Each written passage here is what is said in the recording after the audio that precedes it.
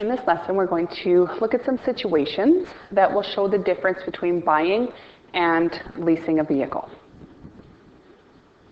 In this first example, Ronnie plans to lease a car with the following conditions: a 4-year term, monthly payment of $388.94, a security deposit of $500, which will be returned if there's no major damage on the vehicle.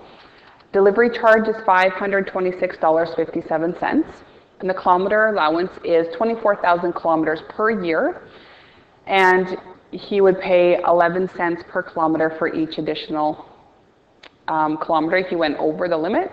The residual value at the end of the lease term is $12,195. So we want to calculate the total monthly payments that are made over the 4 years. So just the monthly payments, and his monthly payments are $388.94. Because we're talking about the monthly payments, he's making 12 of these per year because there are 12 months in a year. And he is doing this for 4 years. So when we calculate this together, he will pay $18,664.32 just in the monthly payments over the 4 years. If Ronnie purchases the vehicle at the end of the lease, how much will the vehicle cost in total?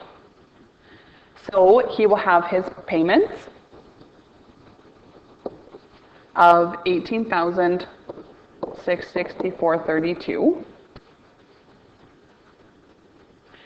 If we look through the list here, we're assuming that the security deposit is going to be refunded, so we're not going to include the $500. We do have to include the delivery charge of $526.57. It doesn't tell us anything about the kilometer allowance, so we don't need to add in anything for that. But it does also tell us that the residual value at the end of the lease term is $12,195. So the residual value tells us how much the vehicle is worth at the end of the lease term, at the end of the 4 years. So it's worth just over $12,000. So if he wants to now purchase this vehicle, the vehicle is worth just over $12,000, so that's how much he's going to have to pay if he wants to now own the vehicle. So while he was leasing it, he paid the $18,664.32 in the monthly payments. He also paid for the delivery charge, but that was just the lease. So now he has to decide, is he going to buy it or is he going to return it? So if he wants to buy it, he needs to pay this extra residual value of $12,195. So in total, to buy this vehicle at the end of the lease, he would end up paying $31,385.89.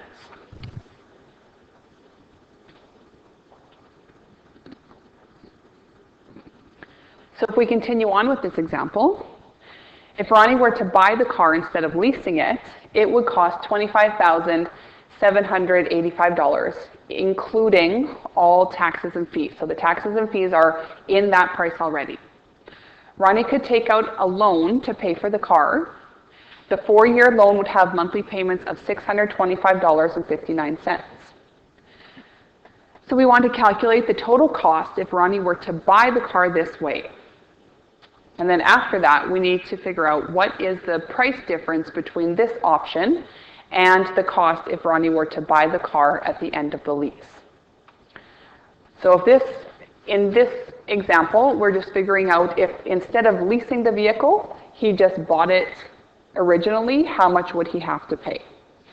So it says his payments were $625.59.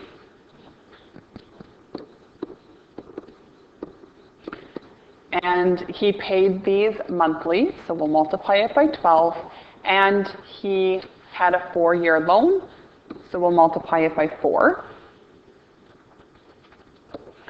So when we calculate this, he would end up paying $30,028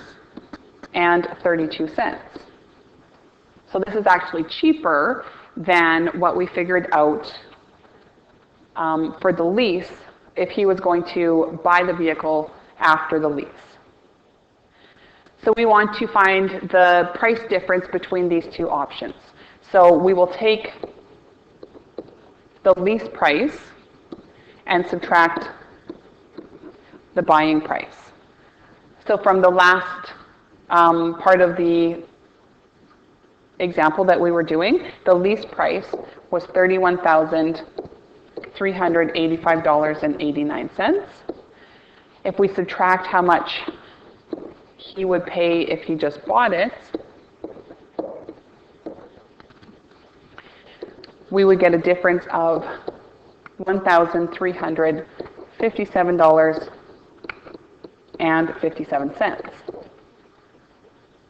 So if he leased the vehicle and then bought it afterwards, he would be paying an extra $1,357.57 compared to if he just bought it originally.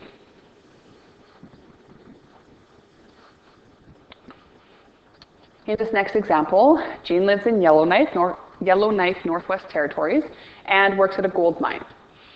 He needs to lease a truck that he can drive to the job site. So the truck costs $33,505, and this includes all of the taxes and fees. If he leases it, the monthly payment is $696, and he must make a $1,000 down payment, a $500 security deposit, and $437.87 delivery payment. The residual value is $16,985 at the end of the 3-year lease. The kilometer allowance is $25,000 per year. So for the first part, we want to calculate the total monthly payments over the 3 years. So his monthly payment, it says, is $696. And he's making a monthly payment, so we'll multiply it by 12 for 12 months in a year. And he's got this for 3 years, so we'll need to multiply it by 3 as well. So when we do this, we'll calculate this to be $25,056.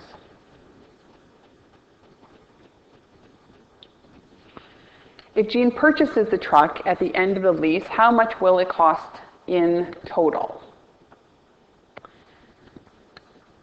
So we already know how much he's going to pay for his payments, the $25,000.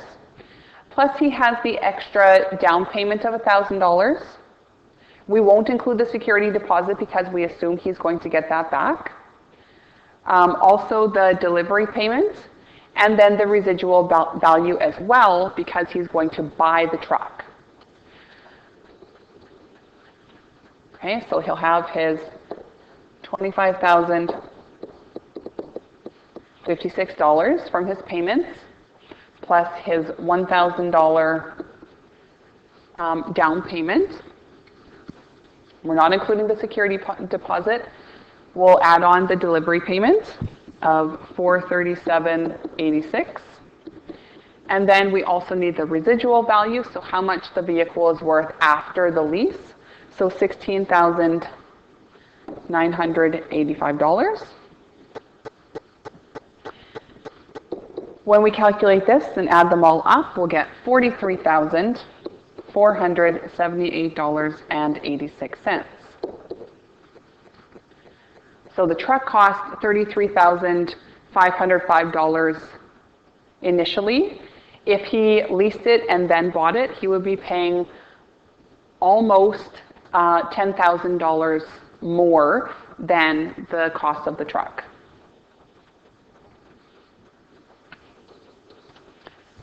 For part C, how much will Gene pay for the truck if he purchases it by taking out a loan over 4 years with a monthly payment of $745.56? So if he chooses not to lease it, if he's just going to buy it using a loan, he'll take his monthly payment. So we'll take his monthly payment and multiply it by 12 for 12 months in a year. And he did this for 4 years. So we'll have to multiply by 4 as well. So when we calculate this, he will pay $35,786.88, which is quite a bit cheaper than if you leased it and then bought it afterwards. For Part D, why might Jean choose to lease the truck instead of purchasing it, even though it costs a lot more to lease it than to buy it? So a couple of reasons. So first, he may not be able to afford the higher monthly payments if he bought it. So the monthly payments, if he was going to buy it, are $745.56, compared to if he was leasing it, the monthly payments were $696. So he was looking at an extra $50 a month. Maybe he couldn't put that into his budget. Another reason is maybe he wanted a newer vehicle after 3 years, after the 3-year lease was up. So maybe he didn't want to drive the same vehicle for the next 10 years. Maybe he wanted a new one after 3 years. In this last example, Chase is deciding whether to buy or lease a new vehicle. These are the values he has researched for each option. So if he's buying a vehicle, the purchase price is $26,599, and then tax would have to be included on top of that. Down payment is $1,500, and there's a 3-year loan at 5.2% compounded monthly, which is already calculated into the monthly payments. So the monthly loan payments would be $834.45. If he chose to lease, he would have a 3-year lease term. The monthly payments would be $550. The refundable security deposit would be $2,000. The delivery charge is $650, and the residual value would be $9,900. So if Chase decided to buy the vehicle at the end of the lease and his security deposit was refunded, which would be the less expensive option, and by how much? So we need to figure out 2 different things. So if he was going to buy the vehicle, how much would this cost? So all he has for buying the vehicle is his monthly fees and his down payment. So his monthly fee is $834.45. This was a monthly payment, so we'll multiply it by 12, and it was a 3-year loan, so we'll multiply it by 3. So when we calculate this, we get $31,540.20. So that's from the payments. Then we would also have to include the $1,500 for the security deposit, or sorry, not the security deposit, the down payment. When we add that in, we would get, well, pardon me, I calculated this wrong.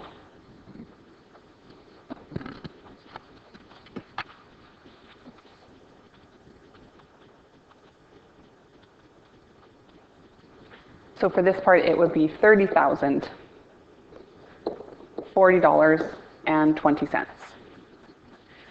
If we add on the down payment to this value, then we will end up with $31,540.20.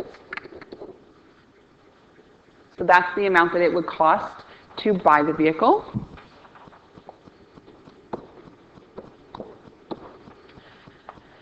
If he chose to lease the vehicle and then buy it afterwards, we would have to figure out the payments. So the monthly payments are $550. It's a monthly payment, so we multiply by 12 for 12 months in a year, and the term of the lease is 3 years. So when we calculate that, we get $19,800. There's a couple extra things we need to add on. So we're assuming he gets his, or we're told he gets his security deposit back, so we don't need to include the $2,000. But there is a delivery charge of $650. And then if he chose to buy this after the lease, he would also pay the residual value of $9,900. So when we add all this together, it would cost $30,350 to lease and then make the final purchase to buy the vehicle. So which one is less expensive? So the lease is less expensive. And to figure out by how much, we take the two totals that we calculated and we subtract these. When we do that, we will figure out that it is cheaper to lease the vehicle by $1,190.20.